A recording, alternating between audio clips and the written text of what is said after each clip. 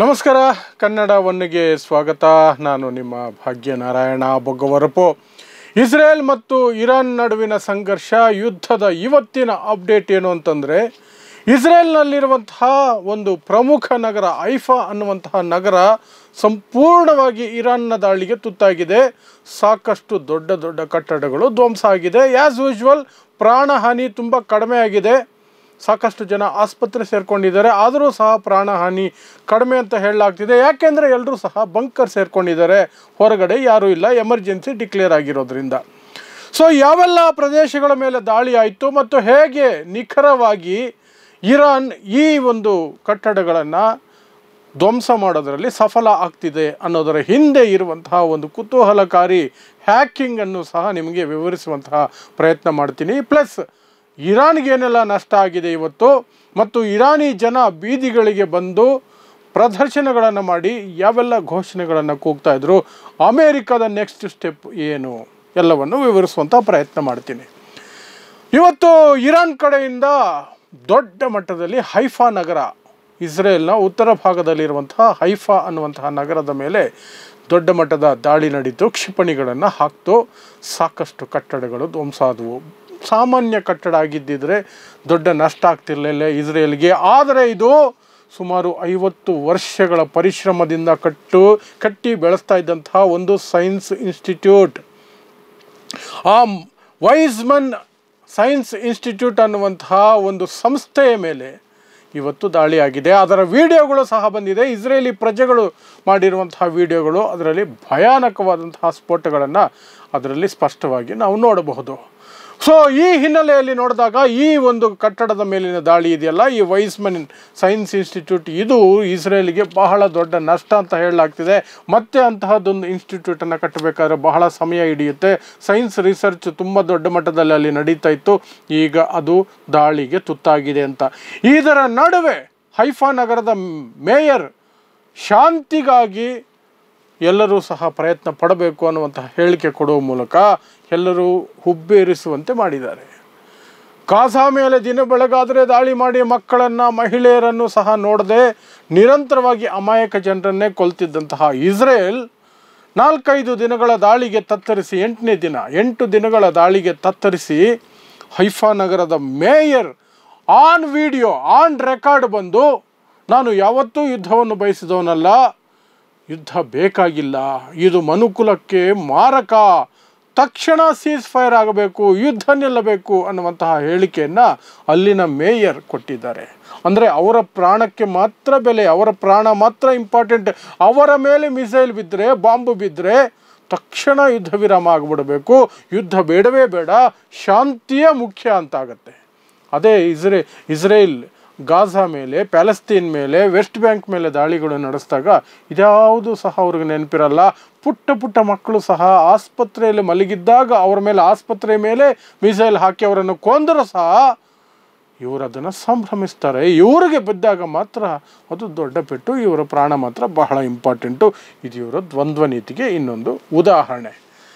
ಇದರ ನಡುವೆ ಇಸ್ರೇಲ್ ಬೆಚ್ಚಿ ಬಿದ್ದಿರೋದು, ಅದು ಹೇಗೆ ನಿಖರವಾಗಿ ಇಂತಿಂಥ ಬಿಲ್ಡಿಂಗ್ಗಳನ್ನು ಆಯ್ಕೆ ಮಾಡ್ಕೊಳ್ತಾ ಇದೆ, ಹೇಗೆ ಅದಕ್ಕೆ ಎಕ್ಸಾಕ್ಟಾಗಿ ಅವಕಾಶ ಸಿಗ್ತಾ ಇದೆ ಇರಾನ್ಗೆ ಅನ್ನುವಂಥದ್ದನ್ನು ಹುಡುಕಿ ಹೊರಟಾಗ ಇಸ್ರೇಲ್ ಮಾಡ್ತಾ ಇರುವಂತಹ ಕೆಲಸವನ್ನೇ ಇರಾನ್ ಸಹ ಮಾಡ್ತಾ ಇದೆ ಅಂತ ಗೊತ್ತಾಗಿದೆ. ಅದು ಏನು ಅಂದರೆ CCTVಗಳನ್ನು ಹ್ಯಾಕ್ ಮಾಡುವಂತಹದ್ದು. ಇಸ್ರೇಲ್ನಲ್ಲಿ ಇರುವಂತಹ ಸಾಕಷ್ಟು CCTVಗಳನ್ನು ಹ್ಯಾಕ್ ಮಾಡಲಾಗಿದೆ ಇರಾನ್ನಿಂದ. ಇರಾನ್ CCTVಗಳನ್ನು ಹ್ಯಾಕ್ ಮಾಡಿ ದೃಶ್ಯಾವಳಿಗಳನ್ನು ನೇರವಾಗಿ ನೋಡಿಕೊಂಡು ಆ ಬಿಲ್ಡಿಂಗ್ಗಳನ್ನು CCTVಯಲ್ಲಿ ನೋಡ್ತಾನೆ ದಾಳಿ ಮಾಡ್ತಿದೆ ಅಂತೆ. ಇರಾನ್ನ ಬಿಲ್ಡಿಂಗ್ಗಳನ್ನು, ಇರಾನ್ನ ಸ್ಥಳಗಳನ್ನು ಅದೇ ರೀತಿ ಇಸ್ರೇಲ್ ಸಹ ಹ್ಯಾಕ್ ಮಾಡಿ ದಾಳಿ ಮಾಡ್ತಿದೆ. ಹಾಗಾಗಿ ಇರಾನ್ ಏನು ಮಾಡಿದೆ, 90% CCTVಗಳು, ಅದು ಮನೆಗಳಲ್ಲಿ ಹಾಕ್ಕೊಂಡಿರಲಿ, ರೋಡಲ್ಲಿ ಹಾಕ್ಕೊಂಡಿರಲಿ, ಸಾರ್ವಜನಿಕ ಪ್ರದೇಶದಲ್ಲಿರಲಿ, ಎಲ್ಲವನ್ನು ಸ್ವಿಚ್ ಆಫ್ ಮಾಡಿಟ್ಟಿದೆ ಇರಾನ್. ಕೇವಲ ಬಹಳ ಮುಖ್ಯ ಇರುವಂತಹ 10% CCTVಗಳನ್ನು ಮಾತ್ರ ಇರಾನ್ ಚಾಲ್ತಿಯಲ್ಲಿಟ್ಟಿದೆ. ಮಿಕ್ಕಂತೆ 90% CCTVಗಳನ್ನು ಸ್ವಿಚ್ ಆಫ್ ಮಾಡಿ ಹಾಕಿದೆ. ಈ ಕಡೆ ಇರಾನ್ ದಾಳಿಗೆ ಈ ಕಡೆ ಇಸ್ರೇಲ್ ದಾಳಿಗೆ ಇಸ್ರೇಲ್ ದಾಳಿಗೆ ಇರಾನ್ನಲ್ಲಿ ಇಂಟರ್ನೆಟ್ ಸಂಪೂರ್ಣವಾಗಿ ನಾಶವಾಗಿ ಹೋಗಿದೆ. ಕೇವಲ 3% ಜಾಗಗಳಲ್ಲಿ ಮಾತ್ರ ಇಂಟರ್ನೆಟ್ ವರ್ಕ್ ಆಗ್ತಿದೆ. ಇರಾನ್ನ ಬ್ಯಾಂಕಿಂಗ್ ಸಿಸ್ಟಮ್ ಇದರಿಂದ ಒದ್ದಾಡುವಂತಾಗಿದೆ. ಇರಾನ್ನಲ್ಲಿ ಇಂಟರ್ನೆಟ್ ಕೆಲಸ ಮಾಡ್ತಾ ಇಲ್ಲ. ಇದು ಈ ಇಸ್ರೇಲ್ ದಾಳಿಯ ಪರಿಣಾಮ ಆಗಿರುವಂಥದ್ದು. ಈ ಕಡೆ ಇಸ್ರೇಲ್ ಮೇಲೆ ಇವರು ದೊಡ್ಡ ದೊಡ್ಡ ಕಟ್ಟಡಗಳು ಪ್ಲಸ್ ಆರ್ಮಿ ಹೆಡ್ ಕ್ವಾರ್ಟರ್ಸು, ಈ ಬೇರೆ ದೊಡ್ಡ ದೊಡ್ಡ ಏನೇನೆಲ್ಲ ಬ್ಯಾಂಕುಗಳಿದ್ದಾವೆ, ಆಸ್ಪತ್ರೆಗಳಿದ್ದಾವೆ, ಅವೆಲ್ಲವೂ ಮೇಲೆ ಇರಾನ್ ಫೈಟ್ ಮಾಡ್ತಿದ್ರೆ ಅಥವಾ ಮಿಸೈಲ್ಗಳನ್ನು ಹಾಕ್ತಿದ್ರೆ, ಈ ಕಡೆ ಇಸ್ರೇಲ್ ಇರಾನ್ ಮೇಲೆಯೂ ಸಹ ಅದೇ ಮಟ್ಟದಲ್ಲಿ ದಾಳಿ ಮಾಡ್ತಾ ಇದೆ. ಇಂಟರ್ನೆಟ್ ಸೇವೆಗಳನ್ನು ಸಂಪೂರ್ಣವಾಗಿ ಧ್ವಂಸ ಮಾಡಿ ಬಿಸಾಕಿದೆ. ಅಲ್ಲಿ ಬ್ಯಾಂಕುಗಳು ಸಹ ಕೆಲಸ ಮಾಡೋದಕ್ಕೆ ಕಷ್ಟ ಆಗ್ತಿದೆ ಅನ್ನುವಂಥದ್ದು ಅಲ್ಲಿಂದ ಬರ್ತಿರುವಂಥ ಒಂದು ಮಾಹಿತಿ. ಇದರ ಜೊತೆಗೆ ಇರಾನ್ನ ಮಿನಿಸ್ಟರ್ ಒಬ್ಬರು ಅಮೇರಿಕಾಗೆ ಹೇಳಿದರು, 14 ದಿನವರೆಗೂ ನೀವು ಕಾಯ್ತೀನಿ, ಇರಾನ್ ಜೊತೆ ಮಾತುಕತೆ ಮಾಡೋದಕ್ಕೆ ಒಂದು ಅವಕಾಶ ಮಾಡೋಣ, ಶಾಂತಿ ಮಾತುಕತೆ ಮಾಡೋಣ ಅಂತ ನೀವು ಹೇಳ್ತಾ ಇದ್ದೀರಿ. ಆದರೆ 14 ದಿನಗಳವರೆಗೆ ಹೇಗೆ ಯುದ್ಧವನ್ನು ಮುಂದುವರಿಸೋದು ಅನ್ನುವಂತಹ ಆತಂಕವನ್ನು ವ್ಯಕ್ತಪಡಿಸಿದರೆ, ಇನ್ನೊಂದು ಕಡೆ ಅಂತಾರಾಷ್ಟ್ರೀಯ ಸಂಸ್ಥೆಗಳು, ಸುದ್ದಿ ಸಂಸ್ಥೆಗಳು ಹೇಳ್ತಾ ಇದ್ದಾವೆ, ಅಷ್ಟೊಂದು ದಿನ ತಡೆಯೋದಕ್ಕೆ ಇಸ್ರೇಲ್ ಬಳಿ ಇಂಟರ್ಸೆಪ್ಟರ್ಗಳಿಲ್ಲ. ಇರಾನ್ ಹಾಕುವಂತಹ ಮಿಸೈಲ್ಗಳನ್ನು ಹೊಡೆದು ಉರುಳಿಸೋದಕ್ಕೆ ಆಕಾಶದಲ್ಲೇ ಬಳಸುವಂತಹ ವೆಪನನ್ನು ಅಥವಾ ಮಿಸೈಲನ್ನು ಇಂಟರ್ಸೆಪ್ಟರ್ಸ್ ಅಂತ ಕರೀತಾರೆ. ಆ ಇಂಟರ್ಸೆಪ್ಟರ್ಸ್ ಸ್ಟಾಕು ಕಡಿಮೆ ಆಗ್ತಾನೆ ಇದೆ ದಿನಂಪ್ರತಿ. ಯಾಕೆಂದರೆ ಇರಾನ್ ಬ್ಯಾಕ್ ಟು ಬ್ಯಾಕ್ ದಾಳಿ ಮಾಡ್ತಾನೆ ಇದೆ, ಹಗಲು ಮಾಡ್ತಿದೆ, ರಾತ್ರಿನೂ ಮಾಡ್ತಿದೆ. ಅವುಗಳ ವಿರುದ್ಧ ನಾವು ಆ ಇಂಟರ್ಸೆಪ್ಟರ್ಗಳನ್ನು ಬಳಸ್ತಾ ಬಂದಿದ್ದೀವಿ. ನಮ್ಮ ಸ್ಟಾಕ್ ಈಗ ತುಂಬ ಕಡಿಮೆ ಆಗಿದೆ, ಇಸ್ರೇಲ್ನ ಸ್ಟಾಕ್ ತುಂಬ ಕಡಿಮೆ ಆಗಿದೆ ಅಂತ ಸುದ್ದಿ ಸಂಸ್ಥೆಗಳು ಹೇಳ್ತಿದ್ದಾವೆ. ಇಸ್ರೇಲ್ನ ಕೆಲವು ಅಧಿಕಾರಿಗಳು ಸಹ ಹೇಳ್ತಿದ್ದಾರೆ. ಸೊ ಅಮೇರಿಕ 14 ದಿನ ವೆಯ್ಟ್ ಮಾಡಿ ಅಂದಿರುವಂತಹದ್ದು ಒಪ್ಪಲಾಗದ ವಿಚಾರ. ನಮ್ಮ ಕೈಯಲ್ಲಿ ಅಷ್ಟು ದಿನದವರೆಗೂ ಇಂಟರ್ಸೆಪ್ಟರ್ಗಳನ್ನು ಇಲ್ಲದೇನೆ ಇಸ್ರೇಲ್ ಅಥವಾ ಇರಾನ್ ಕಳಿಸುವಂತಹ ಮಿಸೈಲ್ಗಳಿಗೆ ಉತ್ತರ ಕೊಡೋದು ಕಷ್ಟ ಆಗತ್ತೆ ಅನ್ನುವಂಥದ್ದು ಇಸ್ರೇಲ್ನ ಅಧಿಕಾರಿಗಳು ಹೇಳುತ್ತಿದ್ದಾರೆ. ಅಂತಾರಾಷ್ಟ್ರೀಯ ಮಟ್ಟದ ಸುದ್ದಿ ಸಂಸ್ಥೆಗಳು ಸಹ ಹೇಳುತ್ತಿದ್ದಾವೆ. ಇದೆಲ್ಲದರ ನಡುವೆ ಇರಾನ್ ವೆಸ್ಟ್ ಬ್ಯಾಂಕ್ ಪ್ರಾಂತ್ಯದಲ್ಲಿರುವಂತಹ ಇಸ್ರೇಲಿ ಸೆಟಲ್ಮೆಂಟ್ಗಳೇನಿದ್ದಾವೆ ಅವುಗಳ ಮೇಲೆ ದಾಳಿ ಮಾಡುವಂತಹ ಪ್ರಯತ್ನವನ್ನು ಮಾಡಿದೆ. ಅಲ್ಲಿರುವಂತಹ ಎಲ್ಕಾನಾ ಸೆಟಲ್ಮೆಂಟ್ ಅನ್ನುವಂತಹ ಜಾಗಕ್ಕೆ ಮಿಸೈಲನ್ನು ಹಾಕಿದೆ. ಅದರ ವಿಡಿಯೋಗಳನ್ನು ಸಹ ಬಿಡುಗಡೆ ಮಾಡಲಾಗಿದೆ. ಅಲ್ಲಿನ ಸಾರ್ವಜನಿಕರು ಆ ವಿಡಿಯೋಗಳನ್ನು ತೆಗೆದಿದ್ದಾರೆ. ಇಸ್ರೇಲ್ ಸೆಟಲ್ಮೆಂಟ್ಸ್ ಅಂತಂದರೆ ಪ್ಯಾಲೆಸ್ತೀನಿಯರ ನಡುವೆ, ಪ್ಯಾಲೆಸ್ತೀನಿಯರ ಭೂಮಿಯನ್ನು ಕಿತ್ಕೊಂಡು ಒಂದು ಕಡೆ ವೆಸ್ಟ್ ಬ್ಯಾಂಕ್ ಅಂತ ಈ ಕಡೆ, ಅದಕ್ಕೂ ಇದಕ್ಕೂ ತುಂಬ ದೂರದಲ್ಲಿ ಗಾಸಾ ಪಟ್ಟಿ ಅಂತ ಈ ಕಡೆ 2 ಭಾಗಗಳು ಇಸ್ರೇಲ್ನ ಕೈಯಲ್ಲಿದ್ದಾವೆ. ಆದರೆ ಆ ವೆಸ್ಟ್ ಬ್ಯಾಂಕ್ ಒಳಗಡೆನೂ ಅಲ್ಲಲ್ಲೆಲ್ಲ ಕಾಂಪೌಂಡ್ಗಳು ಹಾಕಿ ಮುಳ್ಳು ಬೇಲಿ ಹಾಕಿ ಫುಲ್ ಸೆಕ್ಯೂರ್ಡ್ ಆಗಿರಿ ಮಧ್ಯದಲ್ಲಿ ಕಾಲೋನಿಗಳ ಥರ ಕಟ್ಟಿದ್ದಾರೆ ಇಸ್ರೇಲಿಗರಿಗೆ. ಎಷ್ಟು ಭೇದ ಭಾವ ಮಾಡ್ತಾರೆ ಅಲ್ಲಿ ಅಂದರೆ, ಆ ಸೆಟ್ಲ್ಮೆಂಟ್ಗಳು ಇಸ್ರೇಲಿಗಳಿರೋ ಜಾಗಕ್ಕೆ ನೀರು, ವಿದ್ಯುತ್ ಎಲ್ಲ 24/7 ಎಲ್ಲ ಫೆಸಿಲಿಟಿ ಇರುತ್ತೆ.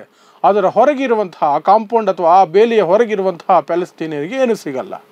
ಅವರು ಪಾಪ ನೀರಿಗೂ ಒದ್ದಾಡಬೇಕು, ಊಟಕ್ಕೂ ಒದ್ದಾಡಬೇಕು, ಮೆಡಿಸಿನ್ಸ್ಗೂ ಒದ್ದಾಡಬೇಕು, ಎಲ್ಲದಕ್ಕೂ ಒದ್ದಾಡಬೇಕು. ಅಂತಹ ಜಾಗದಲ್ಲಿರುವಂತಹ ಇಸ್ರೇಲಿ ಸೆಟ್ಲ್ಮೆಂಟ್ಗಳ ಮೇಲೆ ವೆಸ್ಟ್ ಬ್ಯಾಂಕಲ್ಲಿ ಇರಾನ್ ದಾಳಿ ಮಾಡಿದೆ. ಅದು ಕೂಡ ಸಫಲ ಆಗಿದೆ. ಮಿಸೈಲ್ಗಳು ಅಲ್ಲಿ ಬಿದ್ದಿದ್ದಾವೆ. ಅಲ್ಲಿಯೂ ಕೂಡ ಒಂದಷ್ಟು ಸಾವು ನೋವುಗಳಾಗಿದೆ ಅನ್ನುವಂತಹ ಸುದ್ದಿಗಳು ಬರ್ತಾ ಇದೆ. ಸೊ ಇದಿಷ್ಟು ಈಗ ಇಸ್ರೇಲ್ ಮತ್ತು ಇರಾನ್ ಕಡೆಯಿಂದ ಬರ್ತಾ ಇರೋ ಸುದ್ದಿಗಳಾದರೆ, ಅಮೇರಿಕ ಕಡೆಯಿಂದ ಅದೇ ರಾಗ ಅದೇ ತಾಳ, ನಿನ್ನೆದೇ ಸೇಮ್ 14 ದಿನಗಳವರೆಗೆ ನಾವು ಮಾತುಕತೆಗೆ ಒಂದು ಅವಕಾಶ ಮಾಡಿಕೊಡಬೇಕು.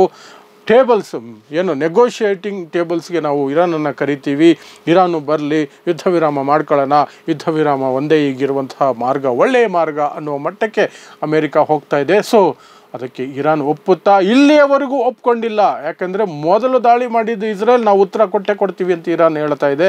ಇದರ ನಡುವೆ ಇರಾನ್ನ ಬೀದಿಗಳಿಗೆ ಇವತ್ತು ಪ್ರತಿಭಟನಾಕಾರರ ರೀತಿಯಲ್ಲಿ ಬಂದಂತಹ ಇರಾನ್ ಪ್ರಜೆಗಳು ಪ್ರದರ್ಶನಗಳನ್ನು ಮಾಡಿದ್ರು, ಘೋಷಣೆಗಳನ್ನು ಕೂಗಿದ್ರು. ಇಸ್ರೇಲ್ ಮತ್ತು ಅಮೇರಿಕಾಗೆ ಸಾವಾಗಲಿ ಅನ್ನುವಂತಹ ಘೋಷಣೆಗಳನ್ನು ಕೂಗ್ತಾ ಪ್ರತಿಭಟನೆಗಳನ್ನು ಮಾಡಿದ್ರು, ಪ್ರದರ್ಶನಗಳನ್ನು ಮಾಡಿದ್ರು, ಭಿತ್ತಿಪತ್ರಗಳನ್ನು ಹಿಡ್ಕೊಂಡಿದ್ರು. ಇಸ್ರೇಲ್ ಮತ್ತು ಅಮೇರಿಕಾಗೆ ಸಾವು ಬರಲಿ ಈ ಘೋಷಣೆಗಳ ಮೂಲಕ ಅಲ್ಲಿ ಪ್ರತಿಭಟನೆಗಳು ಮತ್ತು ಆಕ್ರೋಶ. ಸ್ವಲ್ಪ ಮಟ್ಟಿಗೆ ಇರಾನ್ನ ಪ್ರಭುತ್ವದ ವಿರುದ್ಧ ಜನರಲ್ಲಿ ಕೋಪ ಇತ್ತು. ಅಲ್ಲಿನ ಹಾರ್ಡ್ ಕೋರ್ ಧಾರ್ಮಿಕ ರೂಲ್ಸ್ಗಳ ಬಗ್ಗೆ ಆಗಿರಬಹುದು, ಮಹಿಳೆಯರ ಕುರಿತಾಗಿ ಅಲ್ಲಿ ಖಾಮಿನೈ ಆಡಳಿತ ಹೇರ್ತಾ ಇದ್ದಂತಹ ಕೆಲವು ನಿಯಮಗಳಾಗಿರ್ಬೋದು, ಅದರ ವಿರುದ್ಧ ಖಾಮಿನೈ ಸರ್ಕಾರದ ವಿರುದ್ಧ ಒಂದಷ್ಟು ಆಕ್ರೋಶ ಇತ್ತು ಜನರಲ್ಲಿ. ಅದು ಈಗ ನಾಶ ಆಗಿದೆ. ಈಗ ಒಟ್ಟಿಗೆ ಇರಾನ್ ಒಟ್ಟಾಗಿದೆ ಅನ್ನುವಂತಹ ಸೂಚನೆಗಳು ಸಿಗ್ತಾ ಇದೆ. ಜಸ್ಟ್ ಬಿಕಾಸ್ ಆಫ್ ಇಸ್ರೇಲ್ ದಾಳಿ ಮಾಡಿದ್ದರಿಂದ ಇವತ್ತು ಇರಾನ್ನಲ್ಲಿ ಸರ್ಕಾರದ ವಿರುದ್ಧ ಇದ್ದಂತಹ ಅಸಮಾಧಾನ ಪಕ್ಕಕ್ಕಿಟ್ಟು ಎಲ್ಲರೂ ಸಹ ಸರ್ಕಾರದ ಪರ ನಿಂತಿದ್ದಾರೆ. ಅಲಿ ಖಾಮಿನೈ ಎಲ್ಲ ರೀತಿಯಿಂದಲೂ ಕೂಡ ಸಪೋರ್ಟನ್ನು ಪಡ್ಕೊಳ್ತಿದ್ದಾರೆ. ಸೊ ಇದಿಷ್ಟು ಈ ಕಳೆದ 24 ಅವರ್ಸ್ನಲ್ಲಿ ನಡೆದಿರುವಂತಹ ಬೆಳವಣಿಗೆ. ಪ್ರತಿದಿನ ಏನೆಲ್ಲ ಬೆಳವಣಿಗೆಗಳಾಗ್ತವೆ ಅವುಗಳನ್ನು ನಿಮ್ಮ ಮುಂದೆ ಇಡುವಂತಹ ಪ್ರಯತ್ನವನ್ನು ನಿರಂತರವಾಗಿ ಕಳೆದ 1 ವಾರದಿಂದ ಮಾಡ್ತಿದ್ದೀನಿ. ಅದೇ ರೀತಿ ನಿಖರವಾದ ಸತ್ಯವಾದ ವಿವರಣೆಯನ್ನು ನಿಮ್ಮ ಮುಂದೆ ಪ್ರತಿದಿನ ಇಡುವಂತಹ ಪ್ರಯತ್ನವನ್ನು ಮುಂದಕ್ಕೂ ಸಹ ಮುಂದುವರಿಸ್ತೀನಿ. ನೋಡ್ತಾ ಇರಿ ಸಮಾಜಕ್ಕಾಗಿ ಕನ್ನಡ 1 ನ್ಯೂಸ್. ನಮಸ್ಕಾರ.